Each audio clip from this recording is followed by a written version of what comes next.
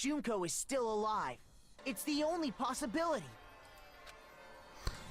Are you sure about that? Yeah. Huh? I admit, since Mukuro is undoubtedly dead, Junko does seem to be the only other explanation.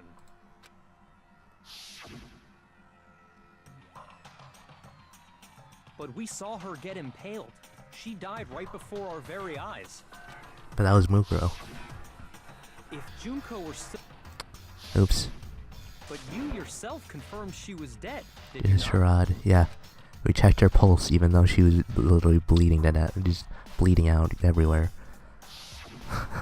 Gently placed my hand on Junko's lifeless body, touched her wrist, checked the pulse, did movie stuff, but really is dead. And Togami called us out on it, like saying, why the hell would you check her pulse? She's totally dead. The check, absolutely, I can save it for sure. She was dead. There's no question. Junko was dead. So, the idea that she's still alive. It must be wrong. No, Then you're withdrawing your previous statement? absolutely not. Here we go. Oh, he's laughing, he knows. I know you gave it your best shot, but too bad. I guess your conclusion Oh my wasn't god. done. It's totally her. Too bad, too bad. This case hasn't been decided just yet. Oh? You haven't given up already, have you? No, we Makoto? haven't. No, of course not. There's no way I'd... That's all well and good, but how do you intend to solve the problem standing in your way? Junko absolutely died. Mukuro absolutely died.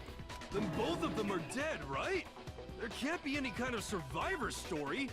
I think we need to look at this from the opposite direction. Huh? The opposite direction? Let's assume Junko is still alive. If so, how could she have survived? How could Junko have survived? I checked her, she was dead, sure of it. So if she were alive somehow, could it be that Junko's not the one that died? It wasn't Junko, but someone else entirely. Maybe she used some sort of trick. Another Hangman's Gam. Oh my god. They switched. They were... What is this word? R...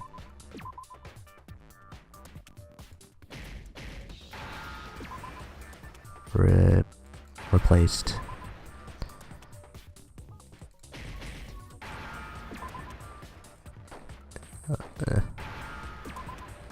Where's that D? There it is, replaced. Now I understand. She was replaced. It was Mukuro wearing Junjo's clothes. That's it. What if she switched places with someone else?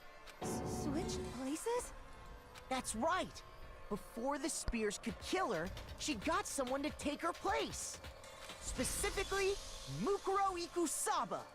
Then that would make it Mukuro's corpse that showed up later. Which is why the body's height and weight and everything match Mukuro's profile, right? I don't know anything about this switching places thing, but... that had to be Junko who got stabbed to death, right? Yeah, you're saying they switched? When could they even have done that?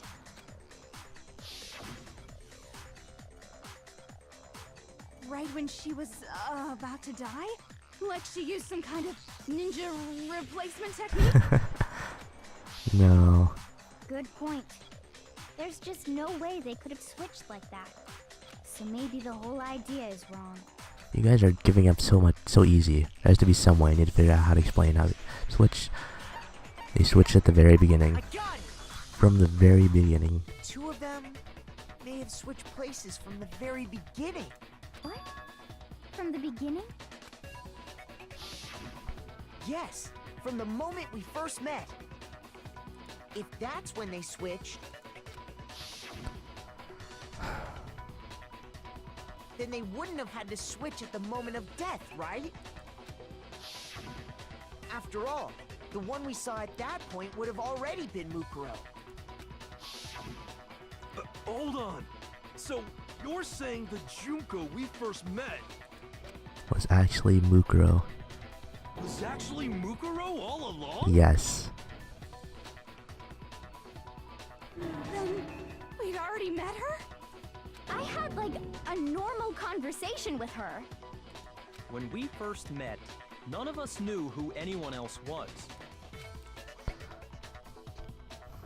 So Mukuro could have simply told us her name was Junko, and we never would have known the difference. Nope. That would easily allow the two of them to switch places from the very beginning. Wait, but Mukuro had a tattoo on the back of her hand, right? Junko never had any tattoo like that, did she? I guess not. She could have hidden it with foundation or something Nah, like it couldn't have been that. Let's just give up on this idea. If she did, it likely melted away in the explosion, exposing the tattoo after the body was extinguished. Nah, no, it can't Plus, be. There were the fake nails found on the hands of Mukuro's body. Oh, They were the same fake red nails she was wearing when we all met for the first time. that is definitely Mukuro. But if she really did use foundation, Correct. Even if there was no tattoo on her hand, I couldn't say for certain it wasn't Mukuro. So I'm glad nobody noticed that glaring hole when we were trying to figure out who attacked Makoto. But too bad for you, Monokuma. You can't deny it anymore. Wait, so this whole thing was a setup from the very beginning? Yeah. If that's true, it was quite an elaborate plan to be sure, making it look like Mukuro was Junko. The reason such an elaborate plan was possible is because the two of them were working together. So Mukuro, the ultimate despair, teamed up with someone like her. In other words, it would be fair to say that Junko herself was also the ultimate despair. Yes. And the reason I cut some of the parts out was because I was sort of hinting at it was her. And I checked out her profile as soon as we found Mukuro's profile and saw what like her height and everything was. I checked out into the report cards and it matched with Junko's perfectly. What's wrong? Lost the So will like, to fight back? it's really cool that they did that. I think he's just afraid. It matched up perfectly with Junko's. Afraid? What's that mean, afraid? Fear is only possible where hope is possible. So I only have despair, so fear is an alien concept to me. if you somehow had that inkling of an idea that it was someone that we already met, you could have just went through the report cards and looked through all of that and seen what details matched up, and you would have found out who it was. Then It was why amazing. haven't you been saying anything? Because it's a bunch of nonsense. Junko's my secret identity. As if. Then why did you try and protect Junko's real identity? Yeah, did, definitely. I tried to protect her identity. When did I do that? Plenty of times, actually. So he still refuses to admit it, but we can try to deceive us all he wants. It doesn't matter, because I've already figured it out. Tried to hide Junko's identity, not just once, but twice. The first time was during the latest investigation.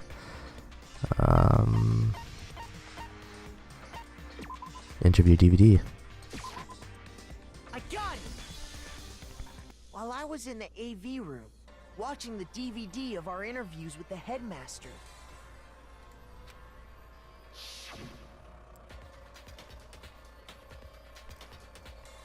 It wasn't just the monitor, the DVD player itself had apparently turned off, which of course meant that the DVD wasn't playing anymore. What the heck just happened? Oopsie, looks like it broke out of service. This still happened to break just now. Now then, one doesn't matter. Failure can strike anywhere, anytime. That's what failure is, right? You made sure I couldn't finish watching the video. And the reason you did that is because you didn't want me to see the real Junko, did you? Oh, yeah! If everyone was in that video, of course Junko would have had to show up. And if Makoto saw the real Junko, it would have been totally obvious that the Junko we met was an imposter. Mm-hmm. That whole power outage thing was just a fluke. There's one more though. It wasn't a fluke. The mastermind definitely orchestrated the power outage, and that's not the only thing they tried to hide Junko's identity. The mastermind tried to cover up the one other piece of evidence. I've got to reveal that. Well, it just so happened that we got it during this class trial. Oh.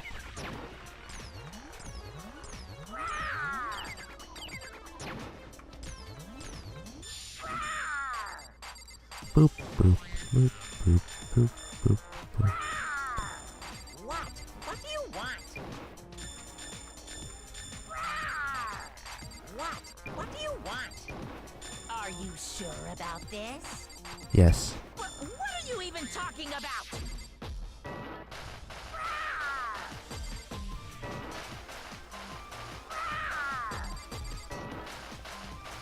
Just die already.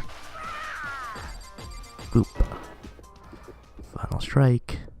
That's impossible! This should prove it. I hope you guys figured it out while you're looking at the photos. The video wasn't the only thing you tried to cover up. You did the same thing with this group photo. Uh-oh. Yeah. I noticed it just a little while ago, when we were all comparing the photos we'd gotten. In all the photos, there's a certain similarity, an unusual circumstance.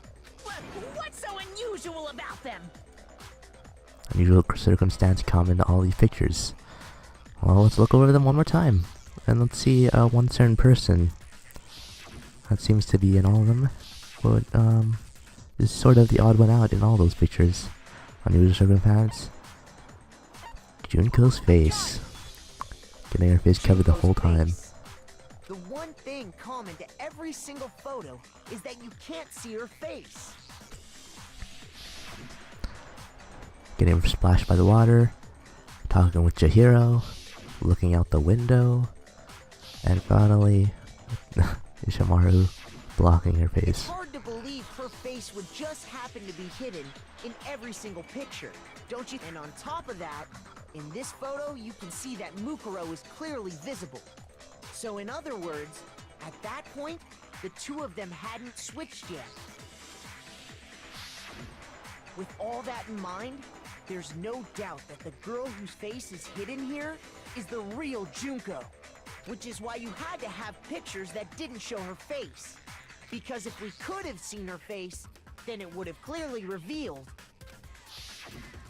that the Junko in the pictures wasn't the Junko that we knew. Xanadu! Xanadu. Everything Makoto said is true. Junko and Mukuro switched places before we met either of them. So she killed Mukuro, who had taken her place, making it look like she'd died. And the real Junko is still alive. And she's the one behind this whole murderous situation. This killing game. She is the mastermind. She's the true mastermind and the ultimate despair. Xanadu times 2! With this, the identity and the crimes of the mastermind have been exposed. No, wait, hold on! Now it's time to finish it off. Trying to deny I think we all know what time it is. There's no more We didn't room get for to do it debate. last time. You don't have anywhere left to run. I'll prove everything right now. It's time to make up a comic book, boys. Let's go. The climax interference. Alright. So, at the very... Look at all of us. What was the identity of the ultimate fashionista who I met in the hall? Man, before all of this started, huh?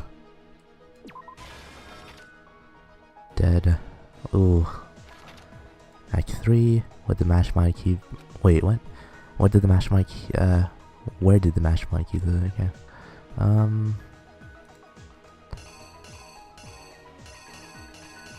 It was this, right?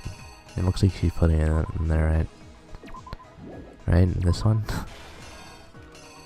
Okay. Mastermind attacked me with something. What was that?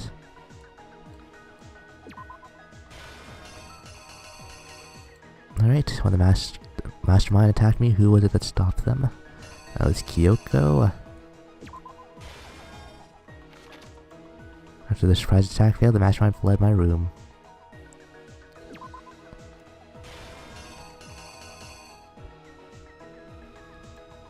What did the mastermind do with the mask after they took it off?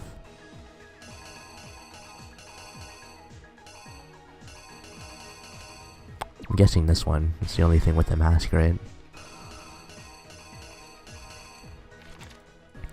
Alright, what was the condition the body left when I first found it in the garden?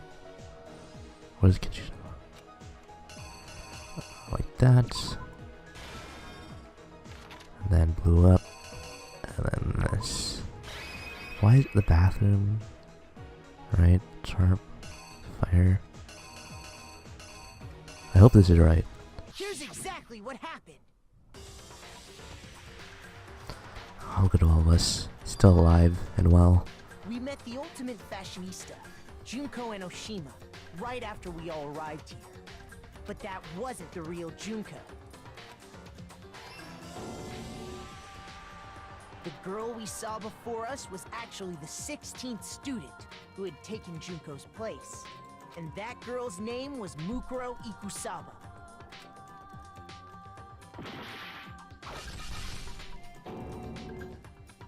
But it wasn't long before she died at the hands of Monokuma. In other words, the mastermind, Junko and Oshima.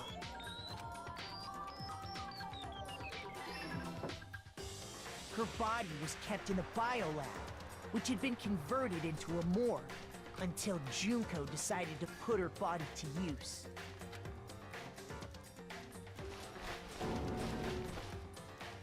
Junko dragged the body out of the biolab, using the tarp to carry her to the garden. She fabricated the murder to try and frame Kyoko, who'd proven to be one big thorn in her side. Meanwhile, she wanted us all to think Mukuro was still alive and hiding somewhere inside the school.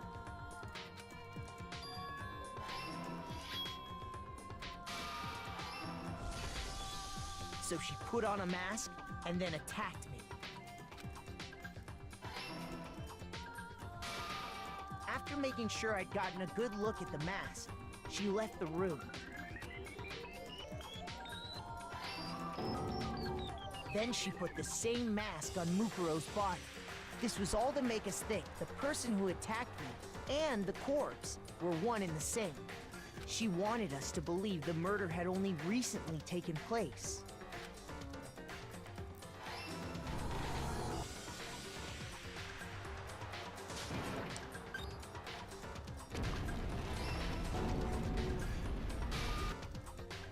Finally, by strapping a bomb to the body, she was able to destroy any remaining evidence. She needed to hide the body's true identity. She had to make sure we didn't find out it was actually the same person we'd met in the beginning. This is the truth behind Mukuro's murder. And the one who carried it all out is the true mastermind. The one controlling Monokuma. Haha.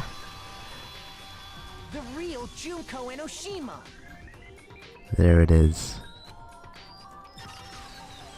The true mastermind is out. That's the whole story behind this incident. Well, what do you have to say to that? Like my comic book? What? Are you broken again? You can't get out of this, so don't even try. Come on! It's time you finally revealed yourself! Yeah, go ahead, show us. It's not like you're an endangered species or something. How long do you plan to keep hiding? Oh, you know what? That might be exactly what she's doing. That's why Monokuma isn't responding. She's coming here. Give it up, Junko. The game's over. She's coming here. Oh no. Over? Oh, never wait, hold on. Did you really think the story would end once we reached the climax of the case? Wrong! There's still plenty more to go! Yes, there is. Oh. Oh, here we go. The ultimate despair, Junko and Oshima, the true mastermind in all of this. She's finally here. Oh. We have been waiting so peasants like you to appear. If you swear your fealty to us, we will reward you with half of the entire world. We've even drawn up the deed already. We will grant you honor, status, in some of our home cooking. Have you made your choice? Will you serve under us? No thanks. Oh, did you think I was being serious? Sorry, I was just messing with you. Well, I like her. It's been so long since I've had an audience. Even I'm not sure what kind of role I'm supposed to play. This is the mastermind? She's the real Junko Enoshima? Anyway, looks like I've finally been set free. Having to play Monokuma all the time, day after day. It was like I was stuck in purgatory. Or like a slow suicide. I get bored so easy, you know? Your face. Huh? What about my face? What's wrong with my beautiful face? People have told me I'm cuter than 100 chihuahuas combined. I feel like this isn't the first time I've seen you. Oh, I do remember seeing it. I'm sure I've seen her too somewhere.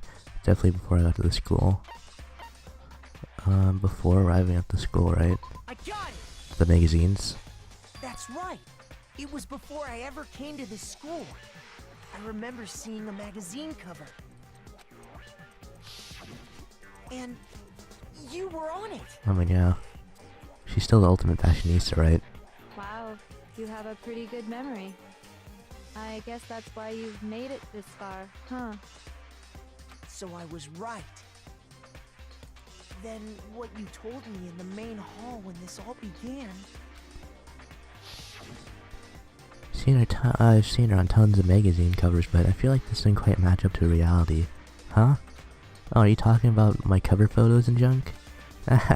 Well, of course, they're totally photoshopped. Photoshopped? Yeah, you know, edited to hell and back with, like, computers and junk. And, oh, so they aren't real. Sometimes a little lie is necessary to keep things moving along. Wouldn't you agree? That explains why she didn't quite seem the same. Because she was a different person all along. I'm me. And Mukuro is Mukuro. She tried her best. But there's just no way she could have passed as the ultimate fashionista. Two people can never become one as long as the walls of mind and body exist. Not even if they're twins. They're twins? Oh. I know, it's such a cliche, right? I'm almost embarrassed to admit it. So basically, Mukuro and I had your stereotypical twin relationship. The older sister, tough and proud. That was Mukuro. The younger sister, smart and cute. That was... Me! Junko fucking Enoshima! And together, we were the Despair Sisters, aka the Ultimate Despair! Oh my god. Whoa! She's a totally different person now! Like I said, I get bored easy as hell! I even get fucking bored with myself! But if you're twins, why do you have different last names? Oh, that again? You have any idea how many times people ask me that shit? Maybe it's new to your dumb ass, but it bores me to tears. Answering the same questions over and over? Just make up whatever answer you want. I don't give a shit. The truth's fucking lame anyway. But if she was your twin, that means you killed your own sister? And for reasons deeper and darker than the ocean. Ha! As if! Well, I suppose I'd better explain. For my plan to work, someone had to be able to control the killing game from behind the scenes. The so-called mastermind had to operate Monokuma, keep an eye on everyone, things like that. But after looking at the situation, I determined it would be impossible for Mukuro to perform such duties. Because naturally, she turned out to be the letdown of the family, leaving me behind to run off and join some band of mercenaries. Such a disappointment. So, I decided to play the role of director and have her join the rest of you in your school life. I could have let her work alongside me, but she would have been useless to me that way. Besides, 15 students seemed like a solid number to start with. Of course, the fact that she was the ultimate soldier posed something of a problem. She had what I call the three atrocities: atrociously rank, atrociously filthy, atrociously repulsive. It was atrociously clear just how out of touch she was with the rest of society. Meanwhile, my ultimate fashionista status has an undeniable appeal that I didn't want to go to waste. And that's why you switched identities? Sadly, her inability to match my personality was even greater than I'd calculated. It was a lost cause. She was nothing more than a bit player, an extra unworthy of lines. Being the utter disappointment that she was, anyone would have expected her to get killed off right away. Which is precisely why I killed her, to meet everyone's expectations. That can't be your only reason, can it? Well, no, of course not. I also did it to avoid becoming bored. I've never been a stickler for following a plan to the letter, you know? If I planned everything out and knew just what was gonna happen, that'd be so boring. So, I changed things just a bit and decided to use Mukuro to make a little point. In other words, Mukuro's death was a one-sided, premeditated act of betrayal. Just as I suspected. When Mukuro was killed, she must have been as surprised as anybody else. What? Huh? This wasn't supposed to... Why me? So, you figured it out? Well, you're right! There's no way Mukuro could have pulled off such a convincing performance. But she did teach you all a very valuable lesson, don't you think? How can you talk like that? You sacrificed your own sister. How does that not even bother you? What? I sacrificed her? That's what's got you so hot under the collar? Jeez, misunderstandings sure are scary. We were the ultimate despair, you know? So we never had any kind of hope or expectations. Nope, I felt despair as long as I can remember. Like I never should have been born at all. When I was born, I cried tears of total despair. So that's why for us, it's not a big deal whether we die or kill. We're just those kinds of people. We can do anything. We've always been filled with despair. So when we do something, we go all the way and live without regret. So you just murdered your own sister and didn't think anything of it? That's not true at all. We were twins. How could I not be sad? That's why it gets me so excited. Huh? Killing my precious sister with my own two hands. That act is filled with so much despair. You can't help but put a super in front of it. It's like super, super, super, super, super despair.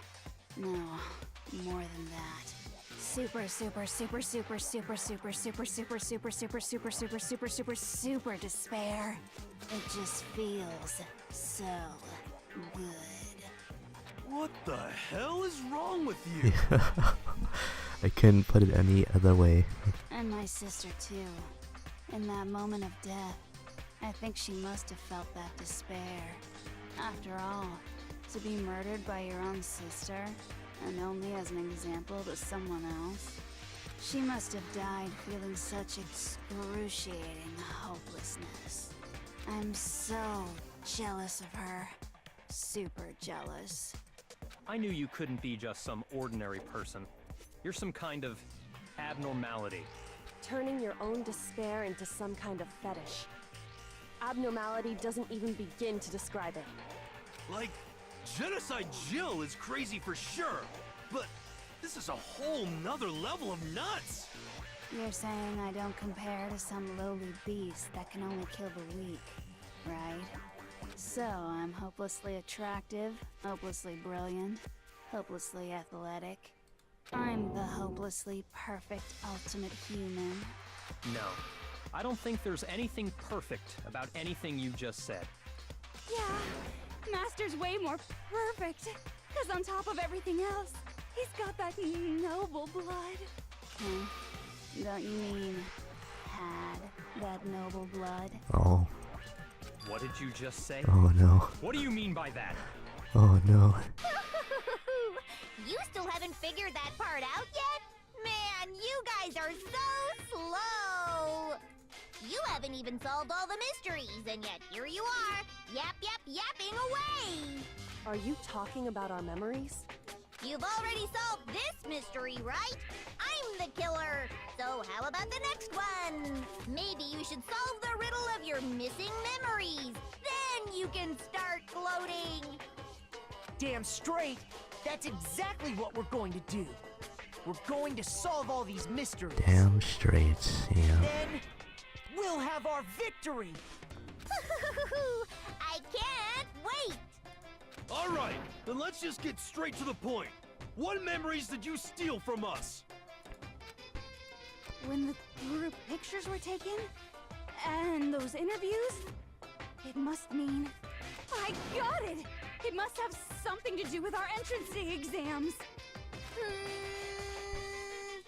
No fair! At least give us a hint! Your brains are like sponges, all drippy and leaky. I already gave you a hint before. All the memories you lost share something in common with a few other things. Do you recall? Thinking back what Monica told us, the memories that were stolen from us and what they must relate to. I got it! The motives Monica came up with. You're talking about the motives you provided to try and get us to kill each other, right? So you do remember after all. Well, I would hope you wouldn't forget something so important. It was stupid of me to even ask. I apologize from the bottom of my heart for my bad manners. So then, let me ask you another question. Did you notice that each motive I presented you had a specific theme? Yeah. Theme? Yeah, I did. Yep, you got it. So that's my question to you all. When Sayaka was murdered, what was the theme of the motive I presented? Theme for the motive Monica gave us for the first murder. Monica gave us those DVDs. On my DVD was footage of my family. Sayaka was her and friends. They had dreams they all shared. So for the first murder, the motive we were given was human connections. I got it! The driving force behind the motive you presented us with at that point was human connections. Ding, ding, ding. You got it. Remember those DVDs I gave you guys? Each video showed the total destruction of your most important relationships. Oh, wow. Alright. For example, your family. For example, your friends. I ruined all those relationships and showed you the results. It was to motivate your desire to escape and kickstart your urge to kill. But still, what a cruel thing to do. You're the one that did it! Yes, well, I'm perfectly happy to accept your disapproval. Okay! Time for the next question! So, what was the theme for the second motive? Second murder, the motive's theme was... That's when we got those weird envelopes from Monokuma. I mentioned how I used to wet the bed. So the theme this time was... the past. I got it! It was our past, right? Yay! Makoto got it right again! That time, the theme was... embarrassing memories and secrets! Yeah! And the whole reason Mondo did what he did was to protect his secret. So, how long do you plan on dragging this out? Relax, relax. Okay, on to the next question. So, what was the motive for the third murder? That was the money, right? The theme of the third murder was... The reason Celeste turned to murder was... she wanted to buy a European castle and live there with a bunch of handsome men. And at the time, the motive for murder was... greed. I got it! It was money, wasn't it? Greed. Seek and destroy! Hell yeah, you got it again!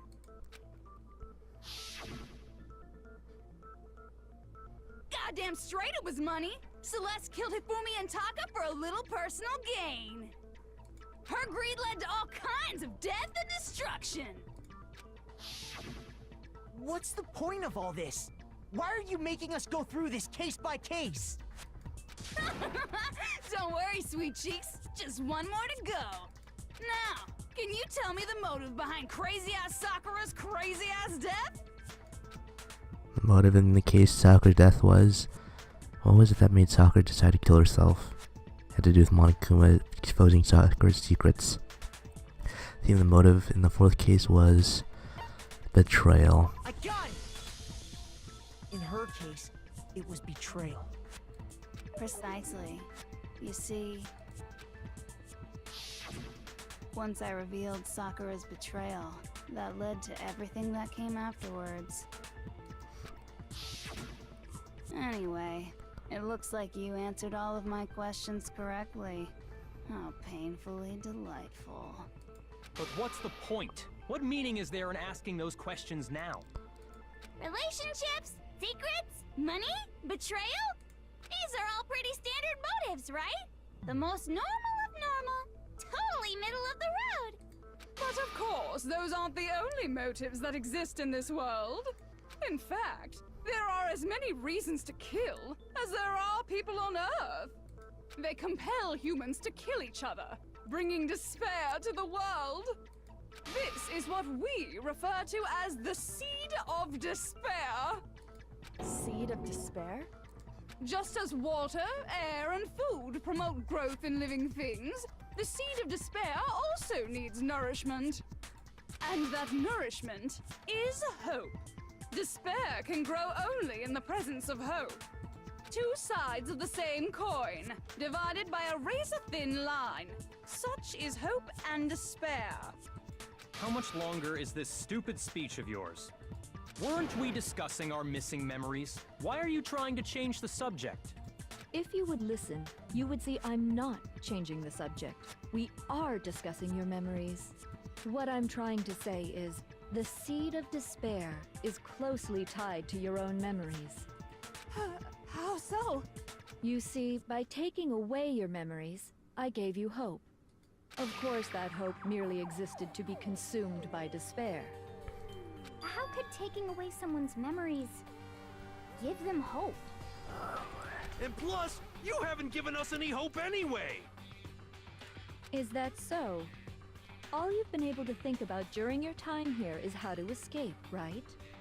The mere fact that that's what you want proves I gave you hope.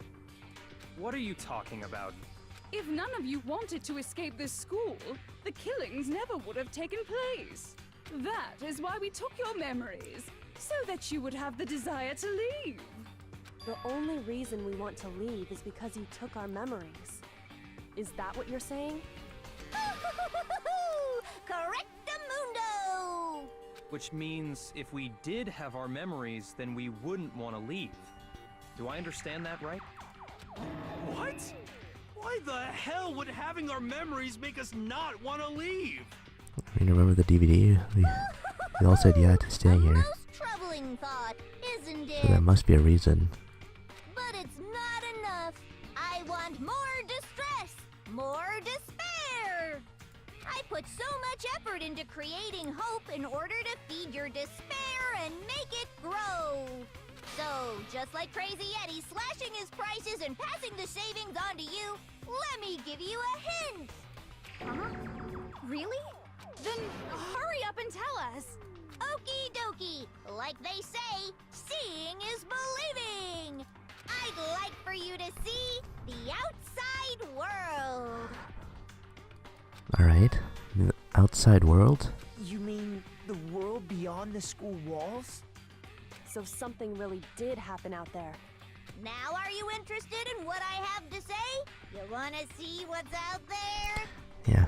Show us. I wanna see too. Show us what's going on outside. See your faces sink into despair. Now then, open sesame! Behold, the world beyond the school walls! This is the outside world you've all been so anxious to claw your way back into. What's going on out there? What?